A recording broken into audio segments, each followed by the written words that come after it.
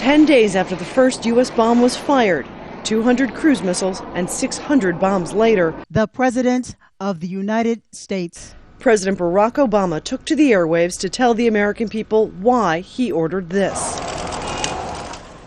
Some nations may be able to turn a blind eye to atrocities in other countries. The United States of America is different. And as president, I refuse to wait for the images of slaughter and mass graves before taking action. He is fighting the words of his own Secretary of Defense, who has very publicly said the fight for Libya is not of vital interest to the United States. The president citing the list of reasons he thinks it is. Fear it would destabilize Tunisia and Egypt, and that it would send the wrong message to leaders fighting other popular revolutions. Wherever people long to be free, they will find a friend in the United States. But in the same speech, the president seemed to contradict those words, hinting at what critics have called a double standard with allies like Bahrain and Yemen. It's true that America cannot use our military wherever repression occurs.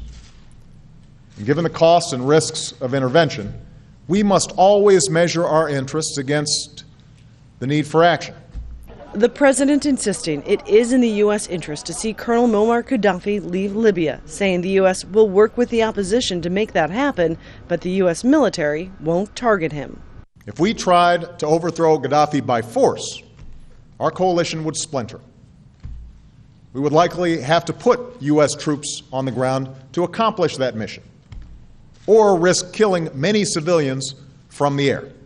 There are two key criticisms that President Obama did not address. How much is this going to cost U.S. taxpayers at a time of growing concern over the deficit? He also didn't spell out an exit strategy, how this ends for the U.S. military. That's something key members of Congress have been pushing for. Culhane, Al Jazeera, Washington.